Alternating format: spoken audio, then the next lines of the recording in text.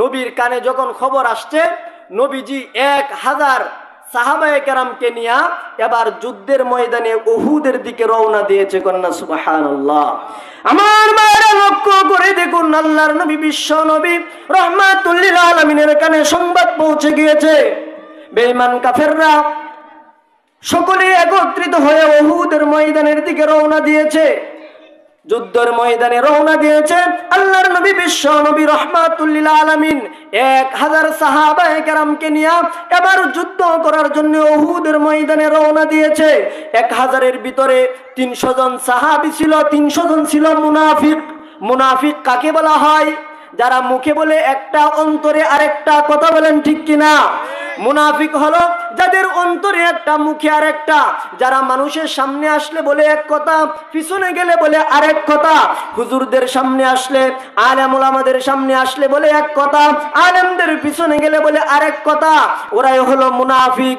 300 জন মুনাফিক, তাদের কানে যেন ইহুদিরা কি বলে দিয়েছে, সঙ্গে সঙ্গে ইহুদিদের এই কথার কারণে সমস্ত 300 জন মুনাফিক ডাক দিয়ে বলে, ইয়া রাসূলুল্লাহ, ইয়া হাবিবাল্লাহ, ওগো নবীজি, আমরা আর উহুদের ময়দানে যাব না, আমরা আর উহুদের ময়দানে যুদ্ধে যাব না। আল্লাহর নবী ডাক দিয়ে বলেন, ইসলামের পিছন থেকে যদি কিছু লোক সরেও যায়, ইসলামের কোনো ক্ষতি নাই। কথা বলেন ঠিক কিনা? ইসলামের পিছন দিক থেকে যদি কিছু লোক চলেও যায়, ইসলামের কোনো ক্ষতি নাই। 300 জন মুনাফিক এবার ইহুদিদের কান পড়া শুনে 300 জন মুনাফিক আল্লাহর নবীর পিছন দিক থেকে সরে গিয়েছে। বাকি রইল 700 জন ইমানদার মুসলমান। 700 জন সাহাবায়ে কেরামকে নিয়ে আল্লাহর নবী বিশ্ব নবী এবার উহুদের প্রান্তরের দিকে রওনা দিয়েছে। উহুদের ময়দানে যাওয়ার পরে 700 জন সাহাবীদের ভিতরে 50 জন ছিল তীরন্দাজ সাহাবী। কি সাহাবী? তীরন্দাজ সাহাবী। ওরা 50 জন তীর ধনুক সম্পর্কে পারদর্শী ছিল। ওই 50 জন সাহাবীকে আল্লাহর নবী বিশ্ব নবী রাহমাতুল লিল আলামিন জানিয়ে দিয়েছে, ও আমার তীরন্দাজ সাহাবীরা, তোমরা উহুদের পাহাড়ের চৌড়ায় দাঁড়াইবা। উহুদের পাহাড়ের দিক থেকে যেন কোনো বেঈমান কাফের উহুদের ময়দানে ঢুকতে না পারে। 50 জন তীরন্দাজ সাহাবীকে নবীজি স্থান দিলেন, তোমরা এখানে স্থান ছাড়বা না। আমিরের নির্দেশ, যুদ্ধে পরাজয় হোক আর জয় হোক, আমিরের নির্দেশ, আমি নবীর আদেশ হওয়ার আগ পর্যন্ত কেউ স্থান ছাড়বে না। আল্লাহর নবী বিশ্ব নবী রাহমাতুল লিল আলামিন সুন্দরভাবে স্থান করে দিলেন। উহুদের যুদ্ধ শুরু হয়ে গেল। এক পর্যায়ে মুফাসসিরিনে কেরাম তাফসীরের কিতাবের ভিতরে লেখে, এক পর্যায়ে প্রাথমিক অবস্থায় মুসলমানদের বিজয়। কন্যা আল্লাহু আকবার। আশ্চর্যের বিষয় হলো, আবু উবাইদা ইবনুল জাররাহ, নাম হইল আবু উবাইদা, দাদার নাম হইল জাররাহ। তাহলে তার বাবার নামটা আল্লাহ তাআলা মুছে দিছেন। বাবার নাম মুছে দিয়া দাদার নামে তাকে পরিচয় করাইছেন। আল্লাহ রাব্বুল আলামিন, দুনিয়ার সব মানুষ পরিচিত হয় তার বাবার নামে, কিন্তু কেবলমাত্র পৃথিবীতে একজন মানুষ, একজন লোক, একজন সাহাবী, খুব মুহাব্বতের সাহাবী, সমাজের ভিতরে মানুষ তাকে অনেক মূল্যায়ন করত, আবু উবাইদা ইবনুল জাররাহ। শুধুমাত্র তিনি একজন সাহাবী, তিনি তার বাবার নামে পরিচিত না হয়ে দাদার নামে পরিচিত হয়েছেন। আমরা যদি আমাদের ইউনিয়ন অফিসে যাই সার্টিফিকেটের জন্যে, অথবা জন্ম নিবন্ধন আনার জন্যে, ভোটার আইডি আনার জন্যে, আপনারা কি বলেন? চেয়ারম্যান সাহেব সর্বপ্রথম আপনার নামটা লিখবে, লেখার পরে এরপরে কার নামটা লিখবে? বাবার নাম লিখবে। সর্বপ্রথম ব্যক্তির নাম, তারপরে বাবার নাম লেখে। এটাই দুনিয়ার নিজাম, এটাই চলে আসছে। কিন্তু আশ্চর্যের বিষয় হলো, আবু উবাইদা ইবনুল জাররাহ, তার নাম হইল আবু উবাইদা, বাবার নাম আব্দুল্লাহ। কিন্তু আল্লাহ তাআলা তাকে তার বাবার নামে পরিচিত না করায়া দাদার নামে পরিচিত করাইছেন, নাম দিছেন আবু উবাইদা ইবনুল জাররাহ। মূলত জাররাহ তার পিতা না, জাররাহ তার দাদা। এই যে আল্লাহ তাআলা এত বড় একজন সাহাবী, আশারায়ে মুবাশশারা, জান্নাতের সুসংবাদ প্রাপ্ত একজন সাহাবী, তার বাবার নামে পরিচিত না হয়ে আল্লাহ তাআলা তার দাদার নামে পরিচয় করাইছেন। কেন করাইছেন এটা আমাদের জানার দরকার আছে না নাই? আল্লাহ তাআলা তার বাবার নামটা কেটে দিয়া তার দাদার নামে তাকে পরিচয় করাইছেন। এই যে কেন কেটে দিলেন, বাবার নামটা মুছে দিয়া দাদার নামে কেন পরিচয় করাইলেন, এই কেন প্রশ্নের জবাবটাই হলো আজকে আমার আলোচ্য বিষয়। এই কেন প্রশ্নের জবাব জানতে পারলে আয়াতের শানে নজুল জানা যাবে। এই কেন প্রশ্নের জবাব জানতে পারলে আয়াতের তাফসির বোঝা যাবে। এই কেন প্রশ্নের জবাব জানতে পারলে আয়াতের অর্থ বোঝা যাবে, আলোচনাটা বুঝতে সহজ হবে। মুহতারাম হাজিরিন, আল্লাহ তাআলা তার বাবার নামটা কেটে দিয়া দাদার নামে পরিচয় করাইলেন কেন? তার কারণ হইল মুফাসসিরিনে কেরাম তাফসিরের কিতাবের ভিতরে লেখে, আবু উবাইদা ইবনুল জাররাহ ইসলামের জন্য এমন কিছু কাজ করছেন, আল্লাহ তাআলা স্বয়ং তার উপর কোরআনে কারীমের আয়াত নাজিল করে দিয়েছেন। কন্যা সুবহানাল্লাহ। কেন আল্লাহ তাআলা তার বাবার নামটা কেটে দিতেন, এটা বুঝতে হলে আমাদের দুইটা যুদ্ধের ইতিহাস সংক্ষিপ্তভাবে আমাদের বুঝতে হবে। সেটা হলো রাসূল আকরাম সাল্লাল্লাহু আলাইহি ওয়াসাল্লাম মক্কা ছেড়ে যখন মদিনায় গেলেন, মদিনাতে যাওয়ার পরে ঐতিহাসিক দুইটা যুদ্ধ হয়েছিল। এক নম্বর হয়েছিল বদরের যুদ্ধ, দুই নম্বর হলো উহুদের যুদ্ধ। ইমাম বুখারী রাহমাতুল্লাহি আলাইহি বুখারী শরীফের দ্বিতীয় খণ্ডে কিতাবুল মাগাজির ভিতরে বিভিন্ন যুদ্ধের আলোচনা করছেন। এর মধ্যে ঐতিহাসিক দুইটা যুদ্ধের আলোচনা করছেন। একটা হলো বদর যুদ্ধ আর একটা হলো উহুদের যুদ্ধ। সর্বপ্রথম যুদ্ধ হয়েছিল বদরের যুদ্ধ, বদর প্রান্তরে। দ্বিতীয় যুদ্ধ হয়েছিল উহুদের যুদ্ধ, উহুদের ময়দানে। বদরের যুদ্ধের ঘটনাটা বলার আগে উহুদের যুদ্ধে আবু উবাইদা ইবনুল জাররাহর কি অবদান আছিল সেটা আমরা আগে জানি। বদর যুদ্ধের 1 বছর পরে সংগঠিত হয়েছিল উহুদের যুদ্ধ। উহুদের যুদ্ধে আল্লাহর নবী বিশ্ব নবী রাহমাতুল লিল আলামিন যখন জানতে পারলেন বদরে যে সমস্ত ইহুদি খ্রিস্টান নাসারা কাফের বেঈমানরা আবু জাহেল উতবা সাইবার আবু জাহেলের উত্তরসূরিরা বদরের প্রান্তরে যারা মারা গিয়েছিল, ওদের রাগান্বিত অবস্থায় ক্ষিপ্ত হইয়া এখন তারা 1000-এরও বেশি কাফের বেঈমানরা উহুদের ময়দানের দিকে যাইতেছে যুদ্ধ করার জন্যে। নবীর কানে যখন খবর আসছে, নবীজি 1000 সাহাবায়ে কেরামকে নিয়ে এবার যুদ্ধের ময়দানে উহুদের দিকে রওনা দিয়েছে। কন্যা সুবহানাল্লাহ। আমার মায়েরা লক্ষ্য করে দেখুন, আল্লাহর নবী বিশ্ব নবী রাহমাতুল লিল আলামিনের কানে সংবাদ পৌঁছে গিয়েছে, বেঈমান কাফেররা সকলে একত্রিত হয়ে উহুদের ময়দানের দিকে রওনা দিয়েছে। যুদ্ধের ময়দানে রওনা দিয়েছে আল্লাহর নবী বিশ্ব নবী রাহমাতুল লিল আলামিন 1000 সাহাবায়ে কেরামকে নিয়ে এবার যুদ্ধ করার জন্য উহুদের ময়দানে রওনা দিয়েছে। 1000-এর ভিতরে 300 জন সাহাবী ছিল, 300 জন ছিল মুনাফিক। মুনাফিক কাকে বলা হয়? যারা মুখে বলে একটা, অন্তরে আরেকটা। কথা বলেন ঠিক কিনা? মুনাফিক হলো যাদের অন্তরে একটা, মুখে আরেকটা। যারা মানুষের সামনে আসলে বলে এক কথা, পিছনে গেলে বলে আরেক কথা। হুজুরদের সামনে আসলে, আলেম ওলামাদের সামনে আসলে বলে এক কথা, আলেমদের পিছনে গেলে বলে আরেক কথা। ওরাই হলো মুনাফিক। 300 জন মুনাফিক, তাদের কানে যেন ইহুদিরা কি বলে দিয়েছে, সঙ্গে সঙ্গে ইহুদিদের এই কথার কারণে সমস্ত 300 জন মুনাফিক ডাক দিয়ে বলে, ইয়া রাসূলুল্লাহ, ইয়া হাবিবাল্লাহ, ওগো নবীজি, আমরা আর উহুদের ময়দানে যাব না, আমরা আর উহুদের ময়দানে যুদ্ধে যাব না। আল্লাহর নবী ডাক দিয়ে বলে, ইসলামের পিছন থেকে যদি কিছু লোক সরেও যায়, ইসলামের কোনো ক্ষতি নাই। কথা বলেন ঠিক কিনা?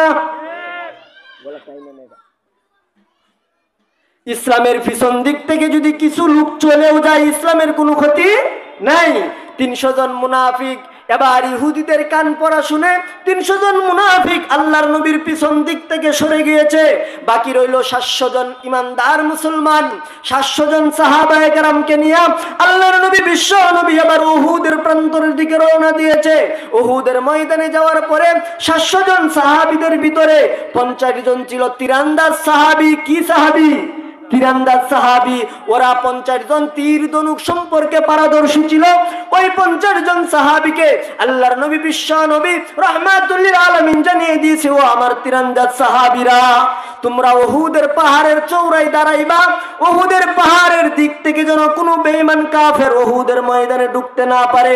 50 জন তীরন্দাজ সাহাবীকে নবীজি স্থান দিলেন, তোমরা এখানে স্থান ছাড়বা না। আমিরের নির্দেশ, যুদ্ধে পরাজয় হোক আর জয় হোক, আমিরের নির্দেশ, আমি নবীর আদেশ হওয়ার আগ পর্যন্ত কেউ স্থান ছাড়বা না।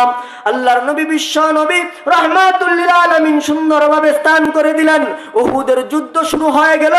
এক পর্যায়ে মুফাসসিরিনে কেরাম তাফসীরের কিতাবের ভিতরে লেখে, এক পর্যায়ে প্রাথমিক অবস্থায় মুসলমানদের বিজয় কন্যা আল্লাহু আকবার। উহুদের যুদ্ধে প্রাথমিক অবস্থায় মুসলমানরা বিজয় ছিনিয়ে নিয়েছে। মুসলমানরা যখন বিজয়ে ছিনিয়ে নিয়ে এলো, বিজয়ের আনন্দের আত্মহারায় সমস্ত সাহাবায়ে কেরাম গনিমতের মাল কুরানোর জন্য যুদ্ধের ময়দানে প্রবেশ করেছে কন্যা আল্লাহু আকবার।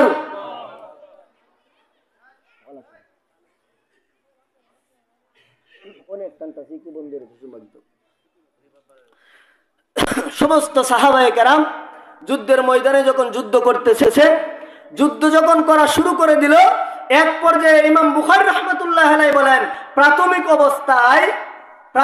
অবস্থায় উহুদের যুদ্ধে মুসলমানরা জয় কন্যা আলহামদুলিল্লাহ। যখন মুসলমানরা জয়ের একটা নমুনা দেখছেন, বেঈমান কাফেররা মাঠ ছেড়ে পলায়ন করতে আসে। মাঠ ছেড়ে যখন পলায়ন করে, তখন সাহাবায়ে কেরাম গনিমতের মাল অর্জন করার জন্য, টুকানোর জন্য যুদ্ধের ময়দানে প্রবেশ করছে। সমস্ত বেঈমান কাফেররা মাঠ ছেড়ে পলায়ন করতেছে, যুদ্ধের ময়দানে সাহাবায়ে কেরাম ঢুকে মাল, গনিমতের মাল অর্জন করতেছে। এদিক দিয়ে খালিদ বিন ওলীদ নামে একজন সাহাবী, যিনি তখনও মুসলমান হন নাই, কিতাবের ভিতরে আসছে খিয়ারুকুম ফিল জাহিলিয়্যাতি ওয়া খিয়ারুকুম ফিল ইসলাম। এই খালিদ বিন ওলীদ এমন একজন সাহাবী, ইসলাম গ্রহণের পূর্বে যার মজবুতা, যার বিরুদ্ধতা ছিল যত বেশি, ইসলাম গ্রহণের পরে তার বিরুদ্ধতা আরো বেশি প্রকাশ পেয়েছিল।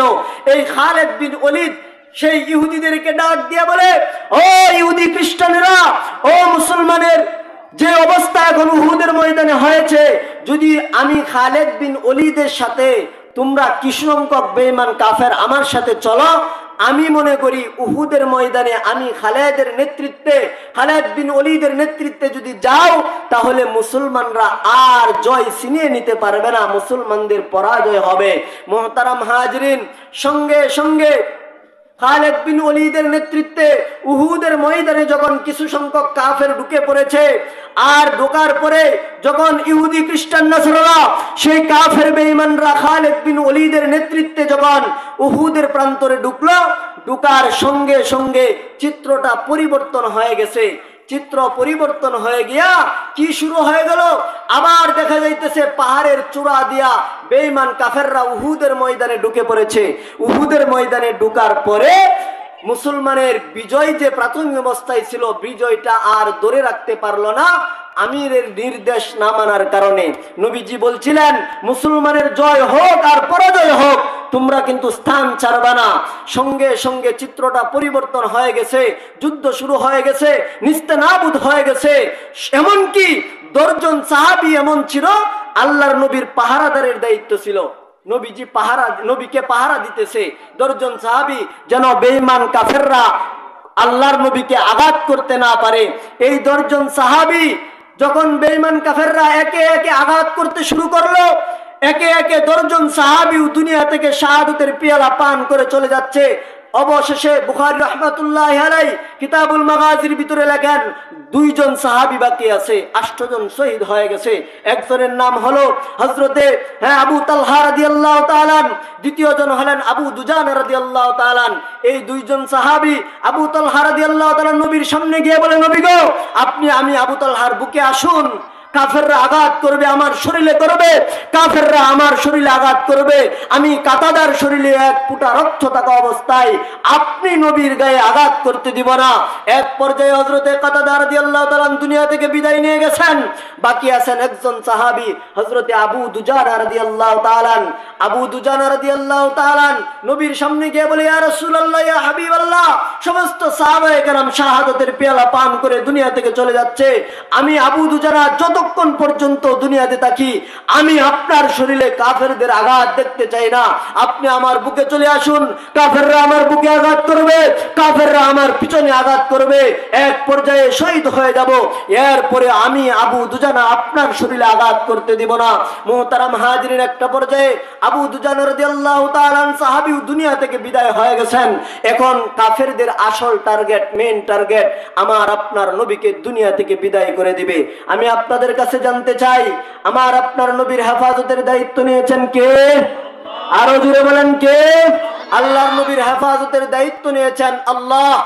সঙ্গে সঙ্গে একটা কাফের নবীর চেহারার মধ্যে এমন ভাবে আঘাত করেছে, নবীর মাথায় যুদ্ধের একটা টুপি পরানো ছিল, লোহার টুপি, হেলমেট ছিল, ওই হেলমেটটা ভেঙে লোহার একটা অংশ নবীর মাথার মধ্যে ঢুকে গিয়েছে, রক্ত বের হইতে শুরু হয়েছে।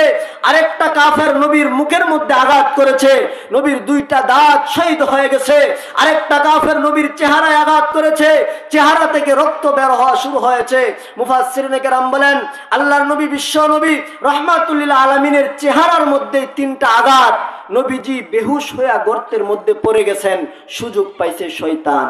কে পাইছে? সুযোগ পাইছে শয়তান। শয়তান সুযোগ পায়া কয়, কাদ কুতিলা মুহাম্মদ। যুদ্ধের ময়দানে শয়তান ঘোষণা করে দেয়, মুহাম্মদ দুনিয়া থেকে বিদায় হয়ে গেছে। আমি আপনাদের কাছে জানতে চাই, যেই খবরটা যুদ্ধের ময়দানে শয়তান ছড়িয়ে দিল, খবরটা সত্য না মিথ্যা? খবরটা মিথ্যা। শয়তান গোটা উহুদের ময়দানে ছড়াইয়া দিয়েছে মুহাম্মদ দুনিয়া থেকে বিদায় হয়ে গেছে, মূলত খবরটা মিথ্যা। আপনারা বলুন, সাহাবীদের কানে যদি এই সংবাদটা পৌঁছে সাহাবীদের অবস্থা কেমন হয়? মুহূর্তের ভিতরেই উহুদের ময়দানে কান্নার রুল পড়ে গিয়েছে। সমস্ত সাহাবায়ে কেরাম চোখের পানি ছেড়ে দিয়ে কান্দে, আল্লাহ, যেই নবীকে না বানাইলে তুমি আসমান বানাইবা না, জমিন বানাইতা না, সব কিছু তৈরি করছো তোমার হাবিবের জন্য, সেই নবী যদি দুনিয়াতে না থাকে আমরা দুনিয়াতে থাকার কোনো সার্থকতা নাই। উমর বিক্রমের সাহাবী, উমর পর্যন্ত উহুদের ময়দানে ঘোষণা দেয়, ও আমার সাহাবায়ে কেরাম, যদি নবী দুনিয়াতে না থাকে আমি দুনিয়াতে থাকতে চাই না। আসনি কেউ আমার সাথে যুদ্ধ করবে, আমার সাথে তরবারির দ্বারা মোকাবেলা করবে, আমি উমর নাঙ্গা তলোয়ার ব্যবহার করে এক পর্যায়ে দুনিয়া থেকে শাহাদত হয়ে যাব। এরপরেও এমন দুনিয়াতে থাকতে চাই না যেই দুনিয়ার মধ্যে নবী নাই। এমনকি সাহাবায়ে কেরামের ভিতরে কান্নার রুল পড়ে গিয়েছে। উহুদের ময়দানে সমস্ত সাহাবীরা চোখের পানি ছেড়ে দিয়া কান্দে। হযরতে আলী রাদিয়াল্লাহু তাআলা ডাক দিয়া বলে, আমি কখনো বাড়িতে ফিরে যাব না, নবীর সন্ধান যতক্ষণ পর্যন্ত উহুদের ময়দানে না পাই, উহুদের ময়দানে যতক্ষণ পর্যন্ত না পাই ততক্ষণ পর্যন্ত উহুদের ময়দান থেকে আমি আলী যাব না। উহুদের ময়দানে ততক্ষণ পর্যন্ত যাব না। হযরতে আলী রাদিয়াল্লাহু তাআলা উহুদের প্রান্তরে ঘুরে আর নবীকে তালাশ করে মদিনার ভিতরে সংবাদ পৌঁছে গিয়েছে মুহাম্মদ নাকি দুনিয়া থেকে বিদায় হয়েছে। মদিনার আনসারী মহিলারা পর্যন্ত চোখের পানি ছেড়ে দিয়ে কান্দে। একজন মহিলা আনসারী উহুদের ময়দানের দিকে রওনা দেয়। সাহাবীরা জিজ্ঞাসা করে, ও মহিলা কোথায় যাও? মহিলা কথা বলে না, ডাক দিয়ে বলে, ও মহিলা কোথায় যাও? উহুদের ময়দানে যাই। উহুদের ময়দানে গিয়া কোনো লাভ নাই, শুনেছি উহুদের ময়দানে তোমার যে ভাই ছিল, ভাই শাহাদত বরণ করেছে। মহিলা কোনো কথা বলে না, সামনের দিকে যাই। সাহাবীরা ডাক দিয়া জিজ্ঞাসা করে, ও মহিলা কোথায় যাও? উহুদের ময়দানে যাই। উহুদের ময়দানে গিয়া কোনো লাভ নাই, শুনেছি উহুদের ময়দানে তোমার যে স্বামী ছিল, তোমার স্বামী শাহাদত বরণ করেছে। মহিলা কোনো কথা বলে না, সামনের দিকে রওনা দেয়। সাহাবীরা জিজ্ঞাসা করে, ও মহিলা কোথায় যাও? উহুদের ময়দানে যাই। উহুদের ময়দানে গিয়া কোনো লাভ নাই, শুনেছি উহুদের ময়দানে তোমার যে ভাই ছিল, ভাই শাহাদতের পেয়ালা পান করে দুনিয়া থেকে চলে গিয়েছে। এবার মহিলা ডাক দিয়া বলে, ও আমার সাহাবায়ে কেরামের দল, উহুদের ময়দানে যাই, আমার স্বামী জীবিত আছে কিনা জানার জন্য না, আমার ভাই জীবিত আছে কিনা জানার জন্য না, আমার সন্তান জীবিত আছে কিনা তা জানার জন্য না, আমি উহুদের প্রান্তরে যাই আমার নবী জীবিত আছে কিনা তা জানার জন্য।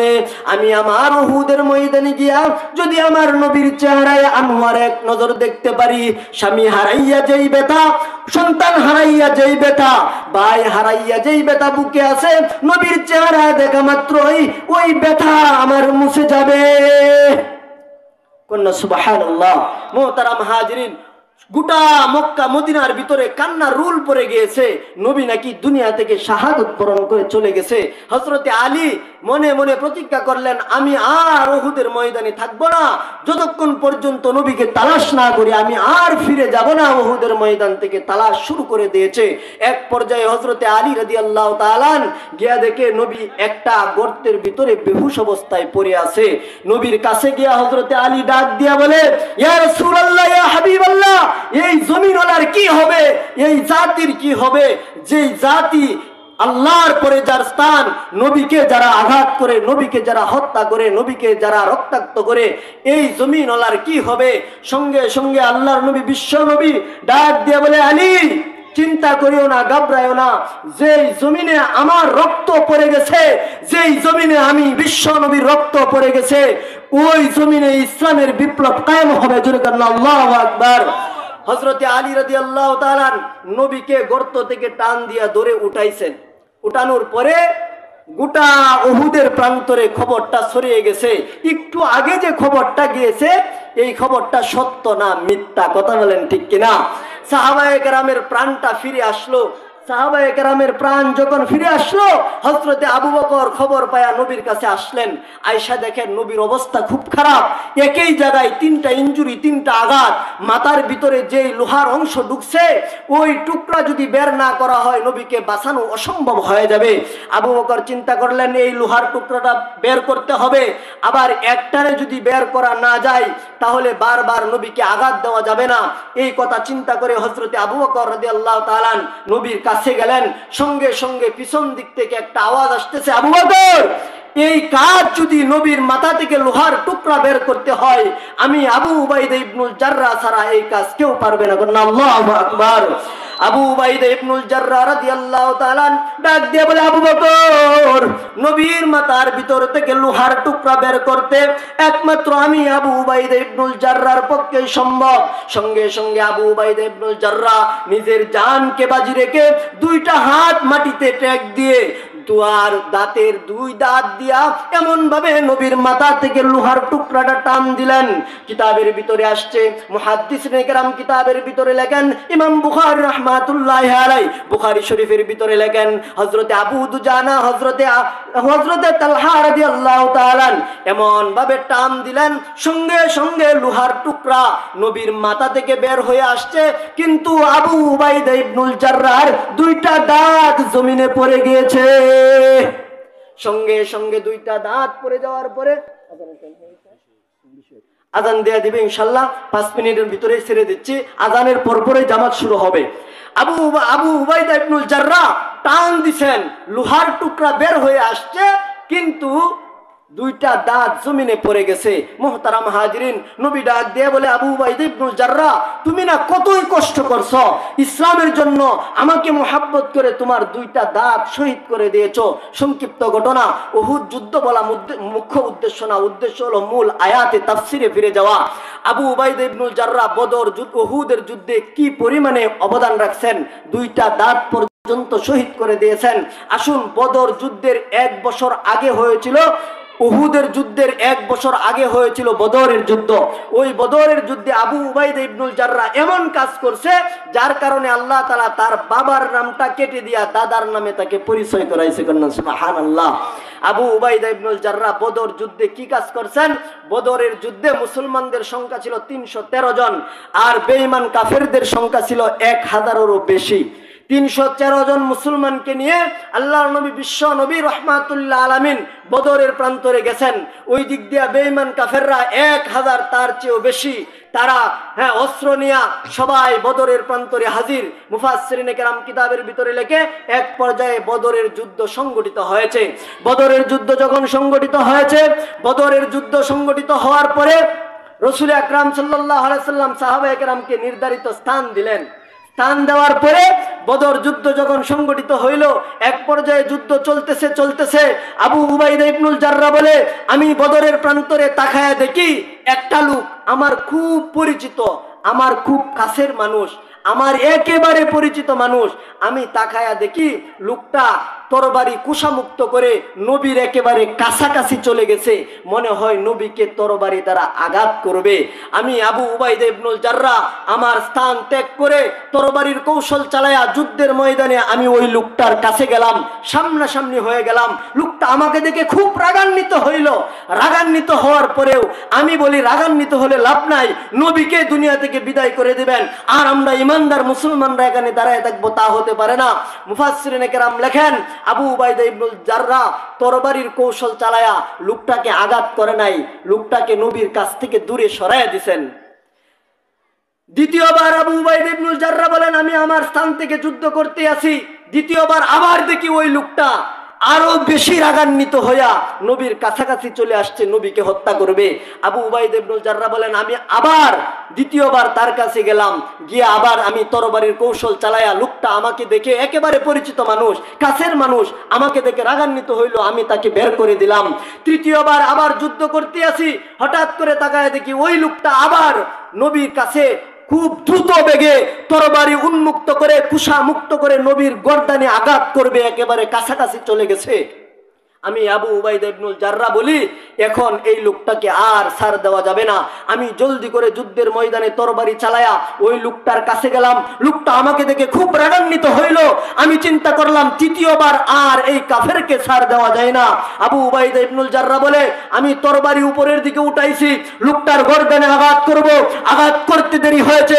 ইমাম বুখারী রাহমাতুল্লাহি আলাইহি বলেন, লোকটা আবু উবাইদা ইবনুল জাররা আঘাত করে নাই, তাকায়া দেখে ওই লোকটার গর্দান 30-40 হাত দূরে গিয়ে ছিটকে পড়ে গেছে। আল্লাহু আকবার। আবু উবাইদা ইবনুল জাররা বলেন, আমি তাকায় দেখি আমি এখনো গর্দানে আঘাত করি নাই, কল্লা পৃথক হয়ে 30-40 হাত দূরে পড়ে গিয়েছে।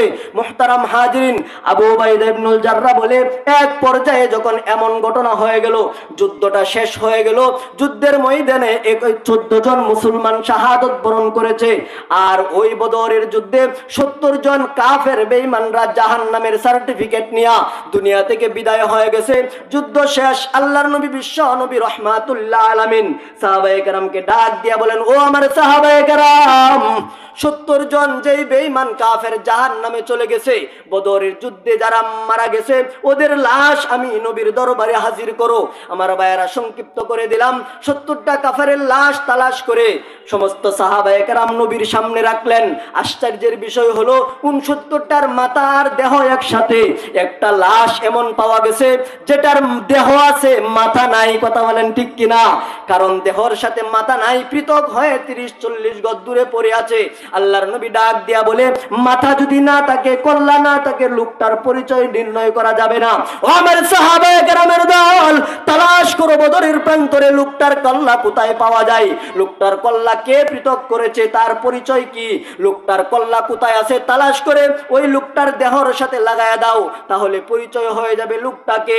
সাহাবায়ে কেরাম তালাশ করে ওই লোকটার কল্লা এনে যখন দেহর সাথে লাগাই দিয়েছে, পরিচয় নির্ণয় হয়ে গেছে। এই লোকটা আর কেউ না, এই লোকটা হলো আবু উবাইদা ইবনুল জাররার পিতা। আল্লাহু আকবার। এই লোকটা আর কেউ না, আবু উবাইদা ইবনুল জাররার পিতা। সঙ্গে সঙ্গে গোটা বদরের প্রান্তরে হইচই শুরু হয়ে গেছে। ও মুহাম্মদ, এটাই বুঝি ইসলাম ধর্ম, এটাই বুঝি মানবতার ধর্ম, যেই ধর্মে সন্তান বাবাকে হত্যা করতে পারে, সন্তান বাবার কল্লা উড়িয়ে দিতে পারে, এটা আবার কেমন ধর্ম? নবী কি উত্তর দিবে? বিচারকের গাড়েই যদি দুষ চাপায়া দেওয়া হয়, বিচার কে করবে? নবী চোখের পানি ছেড়ে দিয়া কান্দে। আল্লাহ আকাশ থেকে ডাক দিয়ে বলে, হাবিব, আপনি কান্দেন না, আপনি কান্দেন না। আবু উবাইদা ইবনুল জাররা যেই কাজটা করেছে, স্বয়ং আমি আল্লাহ খুশি হয়ে গেছি। ওগো নবী, আবু উবাইদা ইবনুল জাররাহ বর্তমানে যেই কাজটা করেছে আপনি মনে করতেছেন ভুল করেছে, না না না, আবু উবাইদা এমন সুন্দর একটা কাজ করেছে, স্বয়ং আমি আল্লাহ খুশি হইয়া সূরা মুজাদালার 22 নম্বর আয়াতে কারিমা আমি আল্লাহ নাজিল করে দিলাম, লা তাজিদু কওমান ইউমিনুনা বিল্লাহি ওয়াল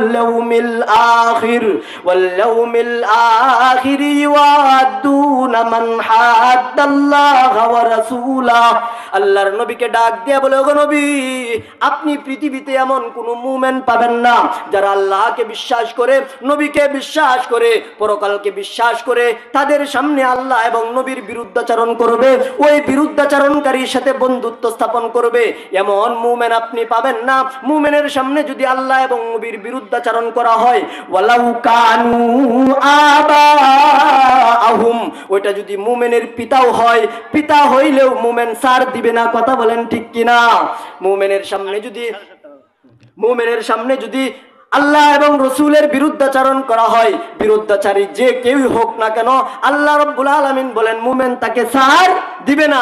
এই কারণে মুহতারাম হাজিরিন, এই আয়াতে কারিমাটা নাজিল হয়েছে। অদূর ভবিষ্যতে যদি সময় পাই ইনশাআল্লাহ মনোযোগ সহকারে তাফসীর শুনতে পারবেন।